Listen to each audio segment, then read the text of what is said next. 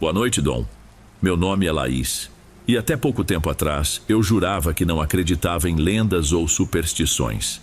Sempre fui aquela pessoa bem pé no chão, que precisa ver para crer. Passei grande parte da vida trabalhando como designer gráfica, em casa, cuidando de prazos e falando com clientes pela internet.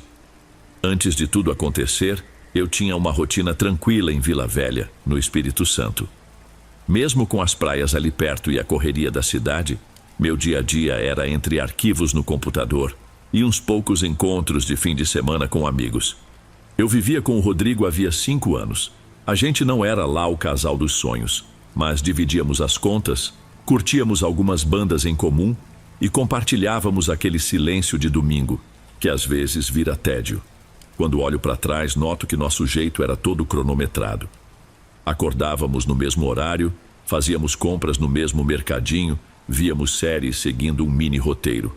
Parecia estável, embora eu confesse que faltava emoção. Mas demorei para enxergar que essa calmaria toda talvez não fosse suficiente para a vida inteira. Minha melhor amiga de adolescência, Paula, era completamente diferente de mim. Expansiva, cheia de energia, do tipo que movimenta qualquer roda de conversa. A gente se conheceu no ensino médio e manteve contato mesmo depois de cada uma seguir um rumo. Eu fui para o design, ela foi para a enfermagem e acabou trabalhando em outra cidade do Espírito Santo. De vez em quando, ela aparecia lá em Vila Velha. Passava uns dias na minha casa, saía com a gente à noite. Eu achava que podia confiar nela de olhos fechados. Mas faz mais ou menos 1 ano descobri, de um jeito bem doloroso, que o Rodrigo e a Paula estavam tendo um caso. E não era só aquela história rápida de uma noite. Eles já se encontravam várias vezes, até marcavam finais de semana fora. Tudo na base de desculpas esfarrapadas de hora extra ou trabalho estendido. Quando vi a dimensão da mentira, parecia que meu chão sumia. Foi uma punhalada dupla. Meu namorado e minha melhor amiga juntos pelas minhas costas. Naquele período me tranquei em casa. Fiquei semanas assim, sem querer saber de prazos, ignorando clientes, ignorando amigos. Eu quase não conseguia comer. Tomar banho era um sacrifício.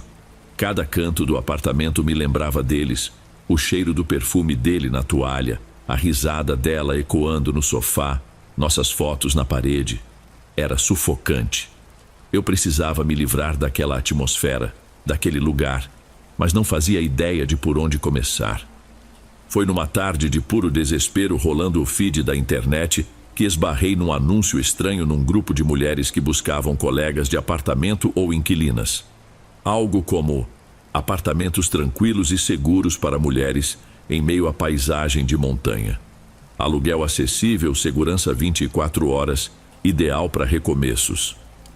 Mostravam fotos de um prédio cercado de árvores altas, envolvido por neblina, com vista para a serra. Descobri que ficava em Domingos Martins, ainda no Espírito Santo, a menos de 2 horas dali, mas bem mais frio e serrano. Pensei, é o que eu preciso.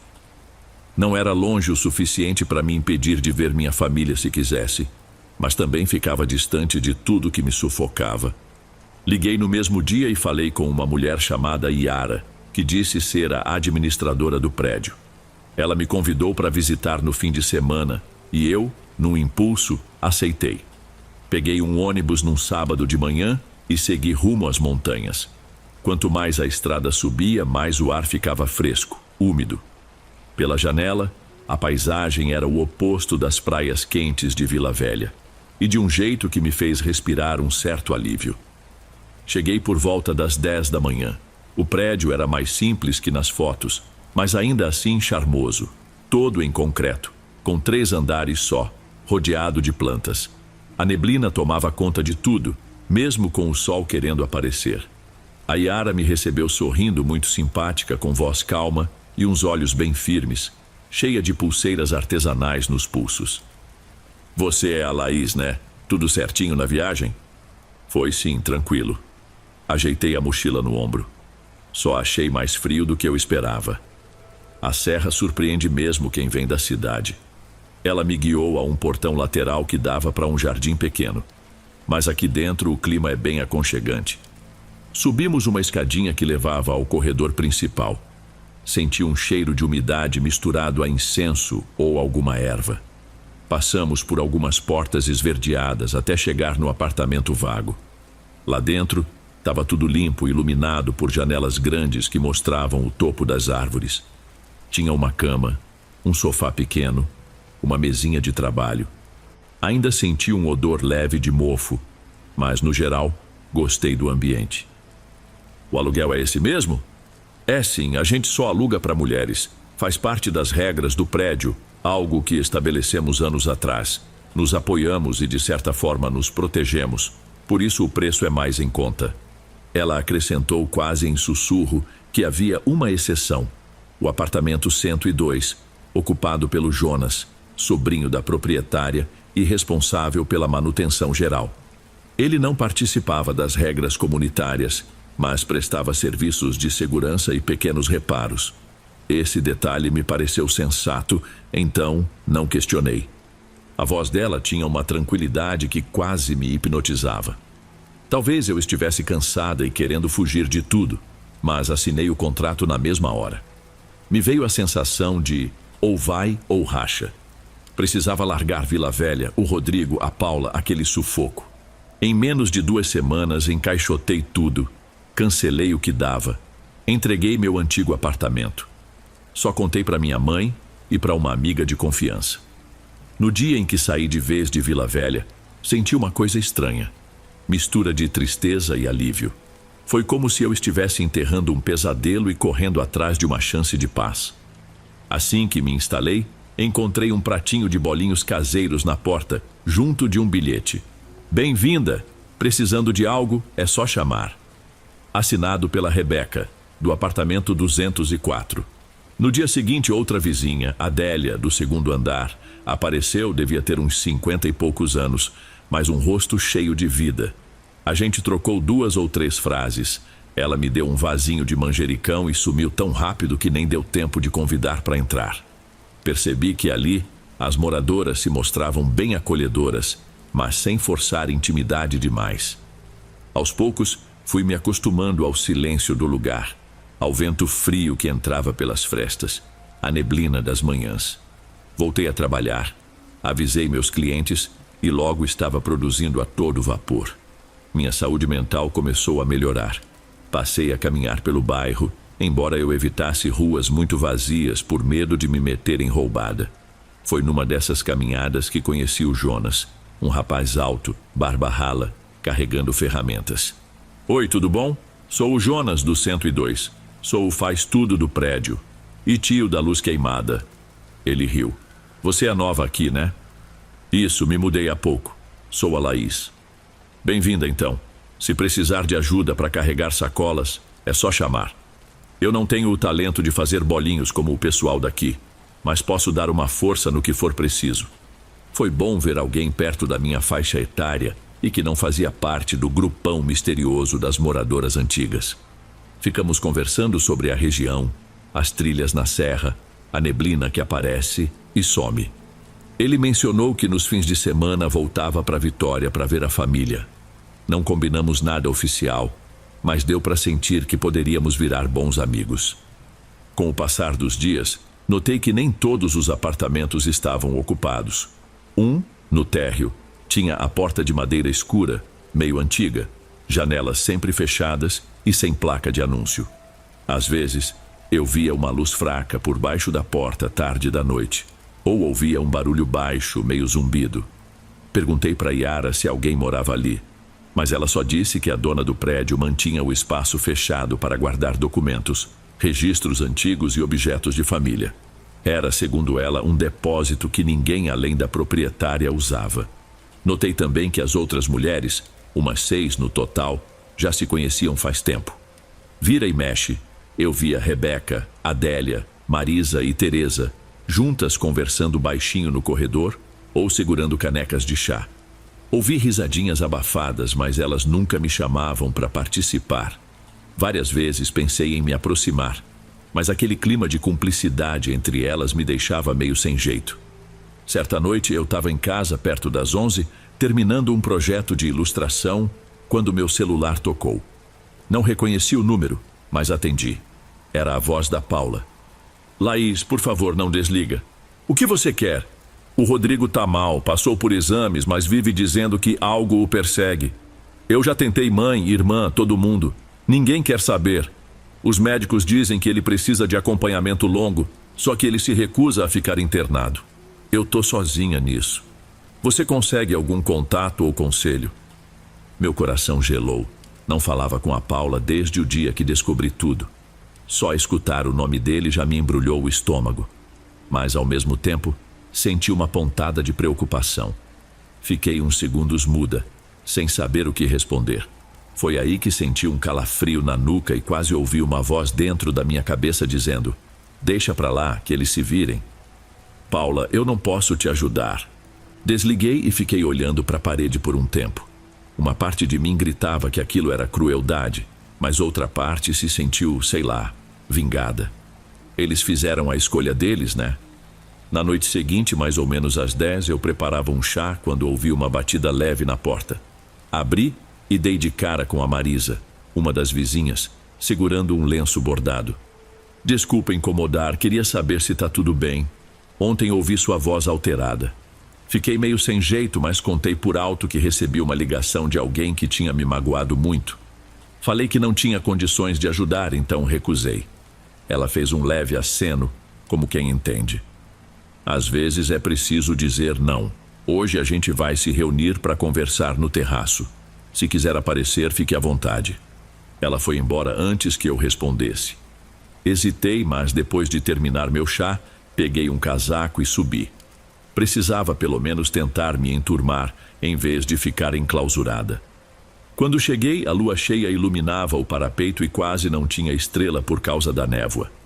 As mulheres estavam em círculo, sentadas em banquinhos ou almofadas, rodeadas de velas em potes de vidro. O cheiro de ervas queimando parecia sálvia ou arruda. A Marisa me ofereceu uma xícara, enquanto a Adélia estendia um pano no chão, colocando frutas e umas pedras coloridas. Sentei quieta sem saber o que dizer. Então a Teresa, que parecia a mais velha, falou num tom calmo. Que bom que veio. Aqui a gente fala de tudo, inclusive das nossas feridas. É um lugar de acolhimento, mas também de libertação. Concordei com a cabeça, o coração meio acelerado. Todas beberam um chá escuro e começaram a falar de questões pessoais, decepções, arrependimentos. Não era oração nem nada místico explícito, mas parecia um círculo de apoio. Mas a cada história eu sentia um clima pesado, como se a dor de cada uma estivesse presente ali. Alguém quer jogar algo importante para fora hoje? Perguntou a Adélia. Elas olharam para mim. Suspirei e, sem pensar muito, contei sobre a traição do Rodrigo com a Paula, o quanto aquilo me estraçalhou, e confessei que ela ligou pedindo ajuda, mas eu recusei. Todas me ouviram em silêncio. Às vezes a vida se encarrega das voltas que cada um merece, comentou a Marisa, franzindo o senho. Mas é importante saber o que ainda carregamos por dentro. Tomamos mais um pouco do chá, que tinha um gosto amargo, quase metálico. Aí elas começaram a passar uns ramos de ervas de mão em mão, como se estivessem purificando o lugar. A neblina parecia se juntar ao nosso redor, e eu tive a impressão de que as árvores mais distantes se inclinavam para ouvir a conversa. A reunião seguiu até quase meia-noite. Nada ali foi exatamente sobrenatural, mas eu saí com a sensação de que algo dentro de mim tinha sido cutucado. Fiquei sem dormir direito. Sonhei com folhas secas, pedras brilhantes e vozes confundidas com o vento. Nos dias seguintes, meu trabalho rendeu bem, mas eu sentia uma inquietação. O Jonas me chamou para tomar um café no fim de tarde, e eu fui. Falamos de projetos da cidade, e mencionei, bem por alto, que tinha me mudado para fugir de problemas. Ele comentou que as moradoras daquele prédio eram simpáticas, mas bem reservadas, e deu uma risadinha. Ouvi por aí que faz tempo elas criaram uma espécie de comunidade feminina que passa de geração em geração. Dizem que ninguém se mete muito com elas. Aquilo me deixou mais curiosa, mas disfarcei. Só agradeci o café e fui embora. 3 dias depois recebi outra ligação de um número desconhecido. Atendi e dessa vez era o Rodrigo, completamente bêbado, chorando, dizendo que se arrependia de tudo. Falou que devia estar pagando pelo que fez. Desliguei no meio dos lamentos dele. Só de ouvir aquela respiração pesada, meu estômago revirou. Na manhã seguinte, fui devolver um livro para Teresa. Ao entregar, ela me encarou com ar sério. Se ele estiver te perturbando, tome cuidado. A raiva, quando cresce, pode virar outra coisa. E se precisar de ajuda, procure a gente. Voltei para o apartamento com um arrepio. Não me pareceu ameaça, mas a intensidade no olhar dela me deixou gelada. Continuei recebendo chamadas e mensagens. A Paula dizia que o Rodrigo estava surtando, tendo pesadelos bizarros como se estivesse assombrado. Em um áudio, ela até perguntou: "Você fez alguma coisa contra ele?" "Sério, Laís, isso tá assustador." Toda vez que ela falava, eu sentia menos culpa. Afinal, eles me traíram. Eu não obriguei ninguém a nada. Mas não conseguia deixar de pensar que havia algo diferente naquele prédio, um magnetismo estranho. Até minha insônia e ansiedade pareciam diluir ali, como se algo sugasse meu sofrimento e me devolvesse calma. Era bom, mas me deixava alerta. Pouco mais de uma semana depois, voltando do mercado, vi uma confusão na rua. O Jonas estava lá, na calçada, e me contou que um homem tinha sofrido um acidente de carro sério durante a madrugada, batendo num poste. Enquanto ele descrevia, percebi que podia ser o Rodrigo. Meu coração disparou, mas não consegui demonstrar muita reação. Depois tivemos a confirmação. Era ele mesmo. Estava no hospital, com fraturas na coluna e corria o risco de não andar mais. Eu não chorei nem surtei. Só senti um arrepio percorrendo minha espinha, me lembrando do círculo das mulheres no terraço e da voz fria na minha cabeça falando: "Deixa que eles se virem." Parecia que, de alguma forma, a minha vontade de vingança tinha se espalhado pelo ar, com a cumplicidade silenciosa daquele grupo. Pode até ser uma ideia maluca, mas era impossível ignorar totalmente. Quando entrei no apartamento, tinha um bilhete da Marisa sob a porta. "Hoje tem encontro, venha se sentir em casa." Subi de novo ao terraço, mas dessa vez com o estômago apertado. Encontrei o mesmo clima de velas, frutas, chás e aquelas pedrinhas.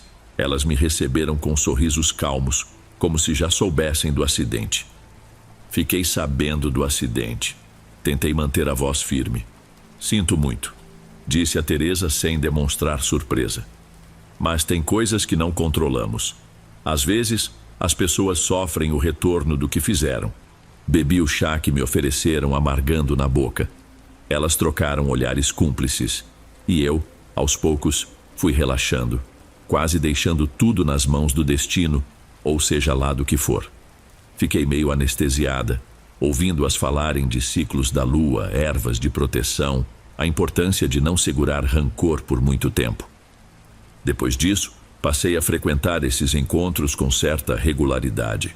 Não posso dizer que virei uma crente em forças ocultas, mas tinha algo terapêutico naquele círculo. As semanas foram passando sem maiores novidades. A Paula parou de me ligar e ouvi dizer que ela largou do Rodrigo porque não tinha paciência para cuidar dele naquela situação. Cerca de um mês depois do acidente, cruzei com o Jonas no saguão. Ele estava olhando para o celular com cara de preocupado. Contou que certa noite viu as vizinhas no terraço e que elas o ignoraram por completo, como se ele fosse invisível, e ouviu uns sussurros estranhos. Falou que eu deveria tomar cuidado. "Só fica esperta. Eu gosto de você e não quero que se meta em nada perigoso." Contei isso para Marisa e ela sorriu de canto. Perguntou se o Jonas me incomodava, meio que deixando no ar que, se ele fosse um problema, elas poderiam resolver. A forma como ela disse "resolver" me deu um calafrio. Não perguntei mais nada, mas a tranquilidade na voz dela era mais assustadora do que se ela tivesse gritado. A verdade é que, àquela altura, eu já estava envolvida na rotina do prédio. Me sentia estranhamente protegida ali, como se tivesse encontrado um lugar que me acolhia, apesar de todo o mistério. O trabalho rendia, meu sono estava mais tranquilo e as lembranças da traição perderam força. Mas uma parte de mim nunca esqueceu aquela sensação de que algo mexeu comigo, dentro e fora. Como se a raiva, o rancor e a tristeza tivessem ganhado vida em algum canto dessas paredes, nessas noites de lua cheia. Mesmo sem ter provas, eu sinto que existe uma força ali. Seja um poder antigo, uma energia do grupo ou pura coincidência somada ao meu estado emocional, não sei. Só sei que não éramos apenas mulheres tomadas por chá e conversas madrugada adentro. Hoje, quando abro a janela, vejo a serra coberta de nuvens.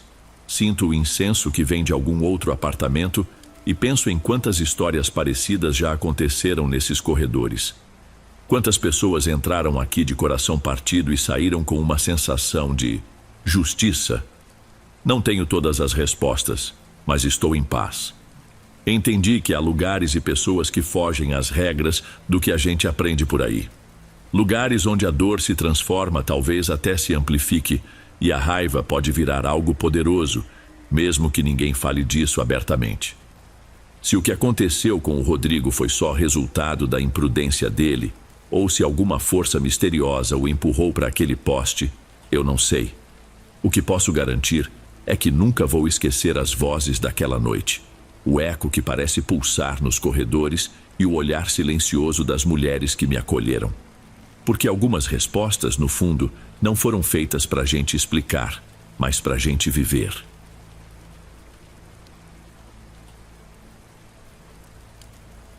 Antes de irmos para o próximo relato, verifique se você já está inscrito aqui no canal e se já ativou o sino de notificação para receber as próximas histórias. Aprecio sua companhia e seu apoio faz toda a diferença. Bem, vamos continuar.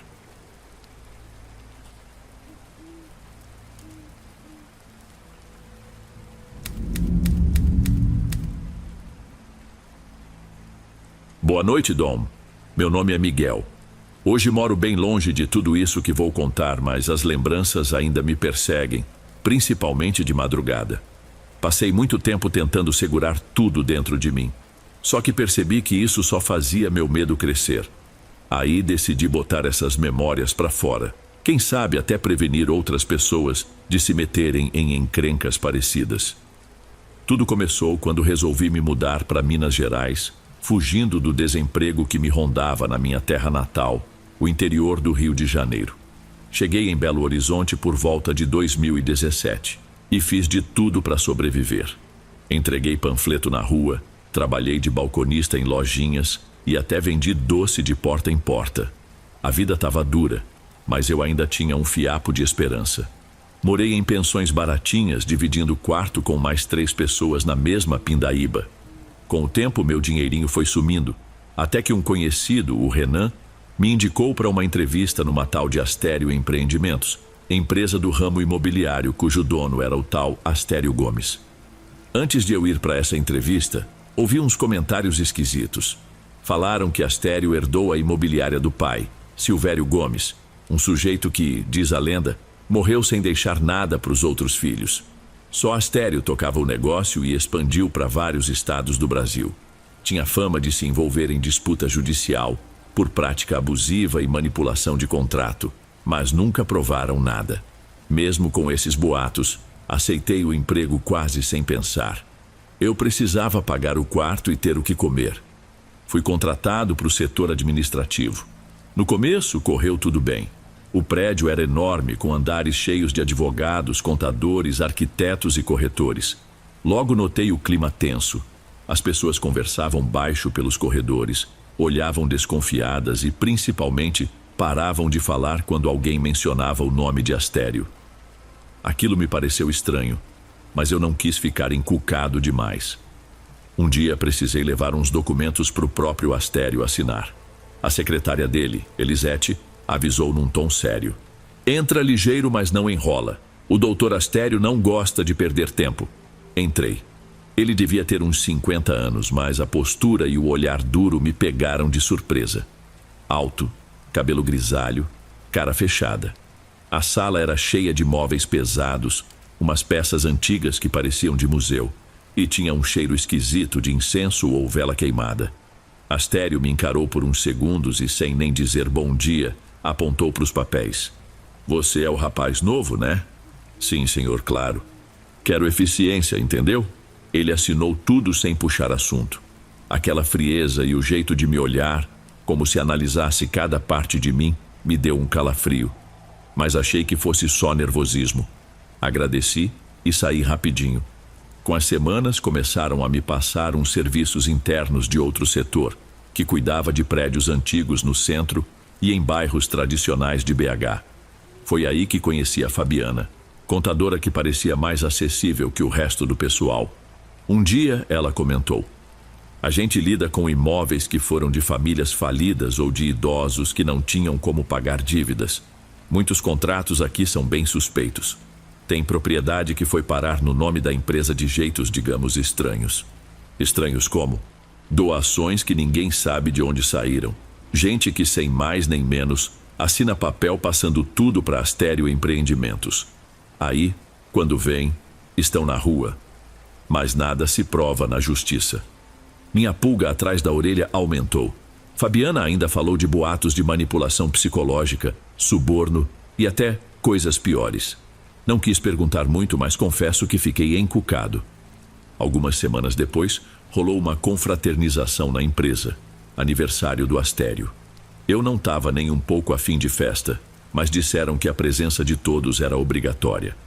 Quando cheguei no salão alugado, quase caí para trás com o luxo todo. Buffet cheio, bebida cara, música ao vivo e um povo importante, tipo empresários e políticos. Foi lá que conheci Benício, filho de Astério. O cara devia ter pouco mais de 20 anos. De cara já vi que era arrogante. Chegou perto de mim com um copo de uísque na mão. Você é o novato, né? Sou sim, Miguel do administrativo. Ele me olhou como se estivesse avaliando um produto barato. Meu pai disse que você é esforçado, mas não gosta de gente curiosa. Seja esperto e trabalhe na sua. Quem pergunta demais se dá mal. E saiu, todo cheio de si. Tive a sensação de que ele me enxergava como presa fácil. No fim da festa, fui para casa certo de que tinha algo muito errado ali. Aquela gente escondia coisas sinistras, mas eu ainda não sabia o quanto. Mais ou menos um mês se passou. Num fim de tarde, fiquei no escritório para revisar umas contas de um prédio antigo no interior de Minas, que antes pertencia a uma família falida. Já era tarde. Quase todo mundo tinha ido embora, só restavam uns seguranças e gente de setores mais críticos. Eu tinha acesso provisório ao cofre arquivo, porque ajudava no inventário digital. O coordenador de TI me liberou uma senha temporária para copiar documentos antigos para o novo sistema. Revirando as pastas físicas, achei uma ata que listava Astério como sócio ao lado de uma tal de Querença Santos, com quase 80 anos. Nunca tinha ouvido falar nela. E aí, em outras folhas, aparecia outra pessoa, Alcina, com data de nascimento de 1998, mas sem registro de parentesco direto. O endereço era o mesmo, tudo em nome da Astério Empreendimentos. Não entendi nada, mas guardei na memória para perguntar a Fabiana. Cheguei em casa e tentei dormir, mas a cabeça não parava. Fui pesquisar na internet nomes ligados à empresa. Achei só boatos, denúncias confusas, falando de ameaças, chantagens e até rituais estranhos em propriedades rurais, mas nada concreto. No dia seguinte perguntei a Fabiana: você sabe quem é essa Querença Santos? Apareceu como sócia em uns documentos velhos. Ela olhou para os lados com medo de alguém ouvir. Fica quieto, Miguel. Nunca te falei disso, mas dizem que essa mulher era a mãe do Astério. Oficialmente ela desapareceu em 2015, sem atestado de óbito definitivo, por isso continua viva nos cartórios. Tem gente que jura que não sumiu, só se escondeu. A história é confusa, parece ter feitiçaria. Já ouvi que ela morou no Rio Grande do Sul, depois em São Paulo e acabou em Minas. Subiu na vida por meios estranhos. E a Alcina? Melhor nem tocar nesse assunto. Uns dizem que é filha do Astério com a própria Querença. Outros, que é a própria Querença reencarnada num ritual de transmigração. Seja como for, a menina nasceu com graves problemas de saúde e vive à base de tratamento caríssimo. Fiquei bem perturbado, mas preferi não esticar. A cada dia, eu via mais sinais de que tinha entrado num lugar perigoso. Um tempo depois, chegou uma intimação no jurídico sobre uma audiência contra Benício, acusado de assediar uma inquilina de um dos prédios no centro. A moça dizia que ele invadia o apartamento dela e de uma colega em horas estranhas Fazia ameaças veladas e deixava claro que elas deveriam aceitar certos convites. Uma ONG de proteção às mulheres entrou na história, mas o caso sumiu rapidinho. Em 24 horas, até a postagem que denunciava tudo foi apagada das redes. Comentei com Fabiana e ela suspirou. Você tá brincando com fogo, Miguel. Se tá vendo tudo isso, saiba que o suborno rola solto. Não é de hoje. Foi aí que Larissa, uma ex-corretora que tinha saído da empresa, apareceu de repente com uma pasta de documentos procurando a Fabiana. Eu disse que voltaria. Preciso levar isso para as autoridades. Astério e Benício não podem continuar impunes. O que é isso aí? Perguntei curioso. Contratos assinados por gente que depois disse que não sabia o que estava fazendo. Idosos, mulheres solitárias, famílias inteiras que acabaram sem nada. Você é o novo, né? Cuidado. Eu sofri ameaças de pessoas que nem faço ideia de onde saíram. Me perseguiram na rua. Isso não é normal. Ela me mostrou papéis de terrenos em Goiás, propriedades no interior de São Paulo e até uma fazenda grande no Tocantins, tudo passado para a Alcina. Descobri que a certidão da Alcina é de 1998. Mesmo com os problemas de saúde, registraram procurações que a colocam como dona de metade do patrimônio. Parece uma herdeira fantasma. Ela contou que ex-funcionários que visitaram essa fazenda disseram que a Alcina ficava num quarto isolado, com velas e símbolos estranhos nas paredes, proibido de chegar perto. Uns achavam que era culto, outros diziam que era só superstição, mas todo mundo ficava arrepiado. Quando Larissa saiu, Fabiana me puxou e falou baixinho. Astério vai saber disso, Miguel, e eles não perdoam ninguém. Se Larissa levar esses papéis para a polícia, pode dar tragédia. Você não sabe do que esse povo é capaz. Depois disso, meus dias foram só tensão. Eu me perguntava se devia pedir demissão ou não, mas precisava do salário. Tentei me manter discreto, longe de qualquer informação mais cabeluda. Só que a vida me jogou ainda mais no meio do furacão. Alguns meses depois, aconteceu uma morte suspeita num dos prédios mais antigos da empresa, lá no interior de Minas. A vítima era uma moça que morava sozinha. O zelador disse ter ouvido gritos na noite da morte. Chamou a polícia, mas quando chegaram, acharam a jovem sem vida no banheiro, com um golpe forte na cabeça. Um repórter local fez matéria curta, citando a investigação da delegacia regional, mas a notícia sumiu do portal em menos de 2 dias. Dizem que Benício foi visto na região naquela semana, mas ele negou e nada foi provado. Então a secretária Elisete me procurou fora do horário. Miguel, você deve ter percebido que não faço parte dessa panelinha. Tô aqui há mais de 10 anos. Já vi cada coisa de dar pesadelo. Astério e Benício fazem o que querem. E essa tal de querença, seja lá quem ela foi ou é o começo de todo esse terror.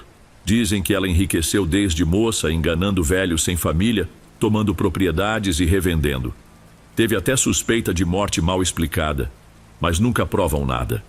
Perguntei mais e então ela me contou algo sinistro. Quando Querença era jovem, parece que se envolveu com um curandeiro lá no Ceará. Por meio de rituais, ela descobria onde as famílias escondiam joias ou dinheiro enterrado. Aí comprava os terrenos, às vezes até legal, mas com muita manipulação e dizem bruxaria. Passou essa prática pro Astério. Veio o Benício, que puxou a mesma frieza, e depois a Alcina. Uns juram que a menina é fruto de relação incestuosa. Outros que é Querença renascida. Tudo nojento demais para falar alto. Então Querença sumiu, mas ainda aparece nos registros, e a Alcina seria filha ou receptáculo dela? Perguntei, me arrepiando. Exato.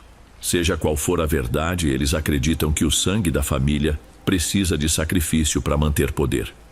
Minha espinha gelou, as peças batiam, contratos bizarros, mortes, gente sumindo, nomes repetidos. Tudo se encaixava numa rede assustadora. O tempo foi passando e eu tentava ficar invisível. Alguns colegas sumiam sem explicação. Uns eram demitidos, outros pediam as contas do nada. Fabiana, por exemplo, sumiu do escritório. Perguntei por ela e falaram que estava de licença médica. Dias depois, Ouvi que tinha sofrido um acidente de carro na estrada, mas ninguém explicava detalhes.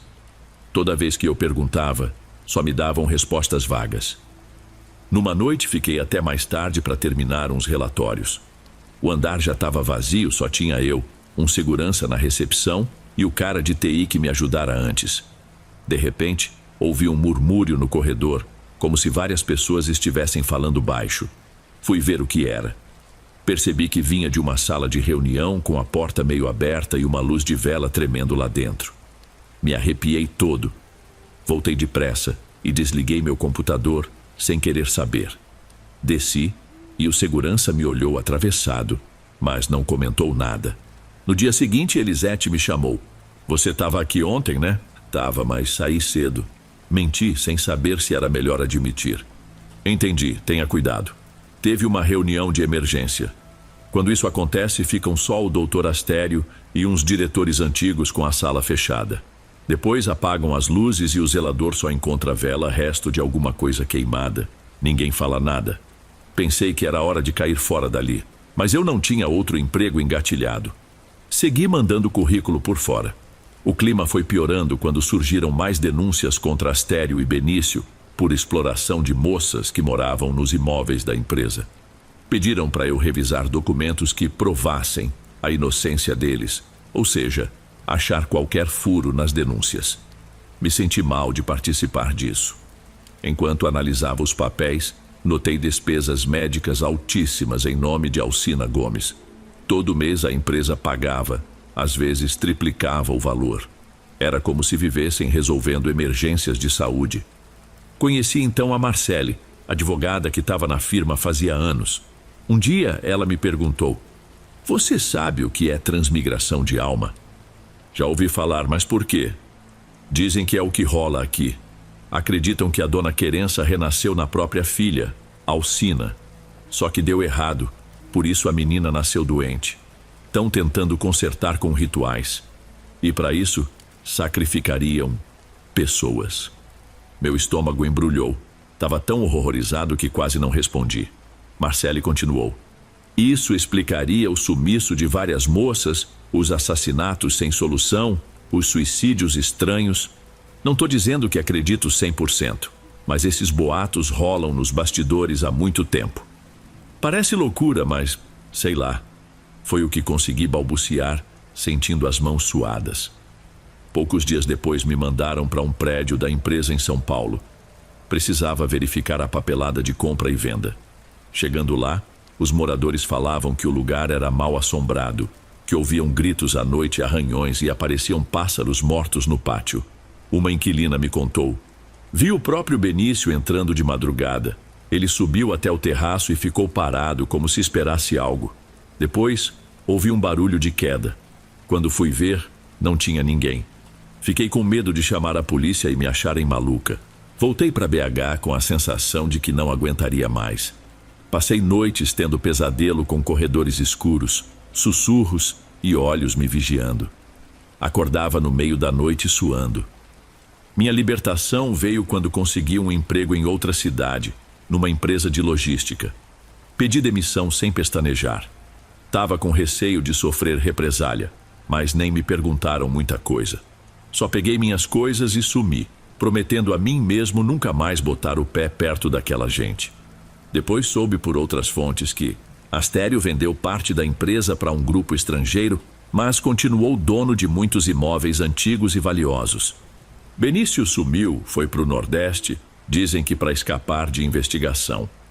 Alcina ainda consta como sócia em várias subsidiárias, recebendo boladas de dinheiro. Dizem que ela vive numa clínica particular, mas ninguém sabe onde. As mortes de moças jovens em prédios, antes ligados à empresa, não pararam completamente. Aqui e ali, aparecem notícias de acidentes sem explicação. Quase não sai nada na TV ou internet, mas rolam relatos macabros. Às vezes me perguntam se acho que é tudo lenda ou superstição, e eu não sei responder. Vi coisa demais para botar tudo na conta de coincidência. Aqueles contratos esquisitos, mortes, sumiços e aquele peso que rondava Astério. É algo além de mera falta de ética. Até hoje, quando ouço um trovão distante ou sinto um vento gelado passando pela janela, lembro dos corredores daquele prédio, dos papéis que a gente assinava sem questionar e, principalmente, do olhar seco do Benício. Sinto um arrepio danado, como se uma parte daquela história ainda morasse em mim. O mais assustador é saber que essa família, com sua tradição de manipular, enriquecer e talvez recorrer a rituais sombrios, não foi derrubada. Só se adaptou, caçando novas oportunidades, novos lugares, quem sabe novas vítimas. Me pego pensando nos próximos jovens desesperados atrás de emprego que podem acabar no mesmo labirinto que eu caí. É por isso que decidi contar tudo, esperando que alguém um dia investigue a fundo e impeça que tragédias assim se repitam. Mas confesso que depois de tudo que vivi, ainda tenho medo de que o que eles fazem seja muito mais do que a gente consegue explicar com lógica.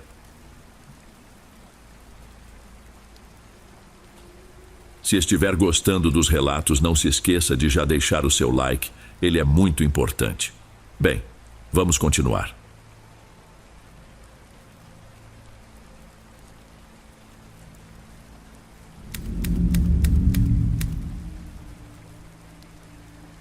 Eu me chamo Paulo e tenho 27 anos. Venho de São Paulo, capital, mas minha família sempre teve o costume de reunir todo mundo em datas especiais lá no interior de Minas, onde vivem meus avós. Só que há pouco tempo passamos por uma experiência difícil de explicar. De verdade, não costumo comentar muito porque até hoje sinto um aperto no peito só de lembrar. Mas vou contar aqui o que rolou. Acredite quem quiser. Neste último ano, minha mãe, Edna, decidiu que passaríamos um mês inteiro na casa dos meus avós, Dona Lúcia e seu Vicente. Fica numa região afastada do interior de Minas Gerais, a mais de 30 quilômetros da cidade mais próxima. Eu moro em São Paulo e fazia séculos que não ficávamos mais do que um fim de semana lá. A casa deles é grande, meio isolada, mas eu e meu irmão Fabrício, de 16 anos, sempre curtimos a tranquilidade, mesmo não tendo tanta convivência com o resto da família. A gente vai voltar antes das suas aulas recomeçarem, minha mãe disse, me vendo arrumar os livros da faculdade. Prometo não atrapalhar seu tempo de estudo. Achei que seria de boa. Na minha cabeça seria até bom dar uma relaxada e aproveitar o clima sossegado para colocar as leituras em dia. Chegamos num sábado à tarde e meus avós ficaram super felizes. Arrumaram o quarto de hóspedes com lençóis limpinhos e me deram um café quentinho assim que chegamos. Que bom ver vocês por aqui, exclamou Dona Lúcia servindo bolo de fubá e pão de queijo. Vocês precisavam vir mais vezes. Eu e Fabrício realmente gostamos do sossego que aquele lugar transmite. Só estranhei que nas últimas semanas, meus avós tinham ligado com frequência, convidando a gente para ficar uns dias. Parecia que algo os preocupava, mas ninguém explicava exatamente o quê. No primeiro dia, tudo correu tranquilo. Passou a noite sem qualquer estranheza. No segundo dia, no entanto, notei que Fabrício estava meio abatido no café da manhã. Dormiu bem, garoto? Perguntei. Achei que ouvi alguma coisa no corredor. Ele respondeu, mexendo a xícara com preguiça. Quando levantei para ver, não tinha nada. Não demos muita bola. Concluímos que era o vento ou algum móvel velho, já que lá faz frio e a casa é cheia de madeiramento que estala à noite. Mais tarde fui procurar meu casaco, aquele que eu jurava ter deixado em cima da poltrona do quarto, mas não achei. Voltei para o corredor e perguntei a Fabrício se ele tinha visto. Nem toquei em nada, ele reclamou. Procurei por todo canto e nada. Deixei para lá porque não era urgência. Minha mãe estava na cozinha ajudando minha avó com o almoço e ninguém sabia me dizer onde a jaqueta tinha ido parar. Naquela tarde, a gente foi visitar uma cachoeira próxima. A paisagem era linda e seu Vicente contou várias histórias do tempo em que compraram o terreno. Ficamos ali até quase o pôr do sol quando voltamos. Cheguei no meu quarto e vi a janela aberta, embora eu tivesse deixado fechada de manhã. De início, achei que minha avó abrira para arejar. Mas quando entrei, dei de cara com meus livros espalhados pelo chão e as folhas de anotações todas reviradas, como se alguém tivesse mexido em tudo sem cuidado. Vocês estavam procurando alguma coisa? Chamei minha mãe e meu avô meio irritado. Ninguém mexeu aqui, disse meu avô, tão surpreso quanto eu. Nem eu, nem sua avó entramos. Nada valioso tinha sumido, só a jaqueta continuava desaparecida. Aí lembrei do Fabrício comentando os barulhos estranhos. Quem ou o que andava aprontando? Conversamos sobre isso no jantar, mas concluímos que podia ser alguma pegadinha ou apenas desorganização nossa. Mesmo assim, decidi ficar mais atento. Antes de dormir, instalei no celular um aplicativo de gravação por movimento, mas o sinal de internet era fraco. Então tive de deixar o aparelho dentro do quarto mesmo. Esperei todos dormirem e fiquei um tempo lendo com uma lanterninha sentado na cama. Lá pelas 2 da manhã comecei a cochilar. Eu já ia apagar a luz quando ouvi um barulho muito sutil, como se algo corresse pelo corredor. Levantei cauteloso. Tava frio e eu tava só de camiseta, mas criei coragem e botei a cara para fora do quarto. O corredor estava praticamente no escuro, iluminado só pela lâmpada de um abajur que minha avó deixava sobre a mesinha. Nisso, juro que escutei um som parecido com risadinhas abafadas. Minha espinha gelou na hora. Pensei que pudesse ser o Fabrício, mas não parecia a voz dele. Quem tá aí? Sussurrei sem avançar. Ninguém respondeu. Voltei pro quarto, tranquei a porta, coisa que nunca fazia na casa dos meus avós, e deitei. Mas levei mais de 1 hora para pegar no sono. Sério, meu coração ainda estava acelerado. No dia seguinte cedo, encontrei o Fabrício do lado de fora, sentado perto de uma árvore que ficava no centro do quintal, onde minha avó tem uma horta. Ele olhava fixo para o muro dos fundos, como se procurasse alguma coisa. Você ouviu de novo? Perguntei. Ele acenou que sim. Barulhos estranhos de madrugada, parecia que alguém tentava abrir a porta do quarto. Ele disse com a voz meio tensa. Mas achei que era besteira chamar vocês no meio da noite. Falei do que aconteceu comigo, inclusive das risadinhas. Ele arregalou os olhos, mas pareceu não ficar tão surpreso. A gente tinha certeza de que não era imaginação. Resolvemos contar para minha mãe. Ela não deu muita importância. Vocês estão impressionados, ficam lendo essas histórias de terror e veem assombração em qualquer barulho. Então fomos falar com Dona Lúcia. Ela respirou fundo e pediu para a gente rezar antes de dormir, dizendo que algumas coisas antigas daquele terreno preferem ficar quietas. Aí comecei a achar que rolava algo que eles não queriam admitir. Mas eu não tinha nenhuma prova, só aquela sensação de que alguma coisa bizarra rondava a casa.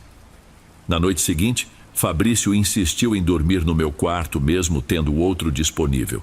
Ele estava apavorado. No meio da madrugada, acordei com um solavanco na cama. Olhei para o lado. Ele estava sentado, pálido, encarando a porta.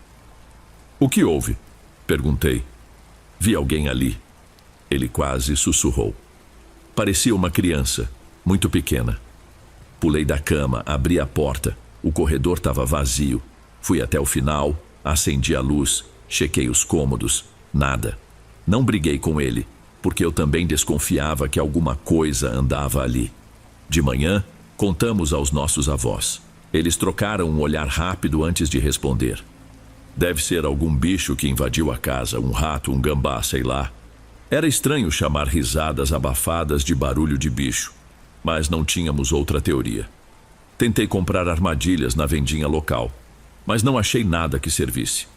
Resolvi então manter as portas trancadas, as janelas fechadas e pedi ao meu avô que verificasse as trancas antigas, alegando preocupação com ladrões. Alguns dias depois, quando a casa estava silenciosa, minha mãe e meus avós tinham saído para comprar mantimentos. Fiquei no quarto terminando trabalhos da faculdade. Fabrício estava lá fora chutando bola. O calor era grande, deixei a janela aberta. Em determinado momento senti um silêncio estranho demais e tive a sensação de estar sendo observado. De repente, as folhas do meu caderno voaram pelo quarto, como se tivesse passado um vento forte. Mas o vento vinha de outra direção, não batia ali. Fiquei paralisado por alguns segundos. Quando criei coragem para me mexer, notei uma marca estranha na parede, embaixo do parapeito, parecendo a mão de uma criança, com pó e sujeira. Passei o dedo e a mancha se desfez. Que droga é essa? murmurei para mim mesmo. Desci as escadas correndo, chamei o Fabrício. Ele garantiu que nem entrou na casa. A gente resolveu procurar alguma prova concreta dessas ocorrências, mas só ficamos mais confusos. No fim da tarde, quando meus avós chegaram, trouxeram um monte de compras. Enquanto descarregávamos o carro, Fabrício me cutucou e apontou para o outro lado do quintal. Perto da cerca, apareceu um buraco coberto por folhas e telhas velhas. Não lembrávamos daquilo estar ali antes, mas a grama alta e as chuvas recentes podiam ter escondido. Parecia que alguém tinha cavado há pouco tempo. Não chegamos a mexer, mas ficamos atentos até escurecer. À noite, durante o jantar, toquei no assunto. Vocês andaram mexendo num buraco perto da cerca? Perguntei. Não, filho, meu avô respondeu surpreso. Deve ser bicho de novo, uai. Tatu canastra, quem sabe? Minha avó tentou aliviar, mas evitou me encarar. Depois do jantar, a gente quis investigar com uma lanterna, mas meus avós preferiram que deixássemos para depois. Falavam que era melhor descansar. Subi para o quarto, mas não conseguia relaxar, me revirando na cama sem parar. Começou a chover e, entre os pingos no telhado, ouvi passos leves no corredor de novo. Dessa vez, tive a impressão de que algo arranhava a porta. Fui até lá, no escuro, e espiando pela frestinha embaixo, vi sombras que pareciam pés pequenos correndo de um lado para o outro. Meu coração disparou. Pensei em abrir a porta de supetão, mas tremi e desisti. Quase não dormi. De manhã me deparei com uma cena bizarra. Um dos meus tênis, que tinha ficado perto da porta, estava jogado no meio do corredor, encharcado e sujo de lama, como se alguém tivesse usado lá fora. Vocês estão brincando comigo? Gritei, chamando minha mãe e meu irmão. Eles negaram e meus avós também. Fiquei tão irritado que disse que queria ir embora. Minha mãe não concordou, ainda queria ficar até o fim da semana, mas Fabrício balançou a cabeça dizendo que preferia ir embora o quanto antes. Finalmente, na noite do sexto dia, fomos ver direito o tal buraco. Tiramos as folhas e as telhas e encontramos um saco de pano velho, fedendo a mofo. Meu avô abriu e derramou o conteúdo. Era um boneco todo remendado com pedaços de tecido, manchado de algo escuro. Tinha 2 botões no lugar dos olhos e um fiapo de lã que imitava cabelo. Fiquei em choque só de olhar. Parecia um brinquedo antigo, mas me provocou um calafrio sinistro. Fabrício iluminou o boneco com a lanterna, e bem nessa hora, ouvimos de novo aquele som de risada abafada, vindo de algum lugar do quintal. Meu avô se assustou tanto que soltou tudo no chão. Que diabo é isso? Ele gritou completamente trêmulo. Foi então que ele confessou pela primeira vez que anos atrás encontrara objetos parecidos enterrados no terreno, mas nunca teve coragem de contar, temendo assustar a família. Percebi que o convite insistente para nossa visita podia ser um pedido velado de ajuda. É melhor tirar isso daqui, joguem fora, recomendei tremendo. Mas já estava escurecendo e ninguém quis dirigir até algum lugar para descartar o boneco. Então a gente botou tudo de volta no buraco provisoriamente, cobriu o quanto pôde e decidiu que resolveria de manhã. Naquela noite dormi muito mal, claro. Qualquer barulho, seja de telha estalando, seja de galho na janela, me fazia pular na cama. No dia seguinte cumpri o que tinha prometido a mim mesmo. Acordei antes de todo mundo, arrumei minhas malas e falei que não dava mais para ficar. Fabrício me acompanhou e, depois de muita discussão, minha mãe cedeu. Disse que ia antecipar o retorno. Meus avós não insistiram. Pareciam tão exaustos quanto nós, talvez sem entender ou sem querer falar mais do que já havia sido dito. Voltamos para São Paulo naquela mesma manhã. O clima no carro estava pesado. Mal conversamos.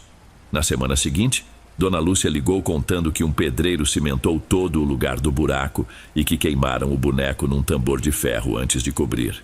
Parece que desde então não rolou mais nada de estranho. Mesmo assim, sinto um arrepio sempre que lembro das risadinhas e dos passinhos no corredor. Fabrício também diz que não quer voltar a dormir lá tão cedo. Se eu estou exagerando ou não, já nem sei mais. Só sei que nunca me senti tão vulnerável na minha vida.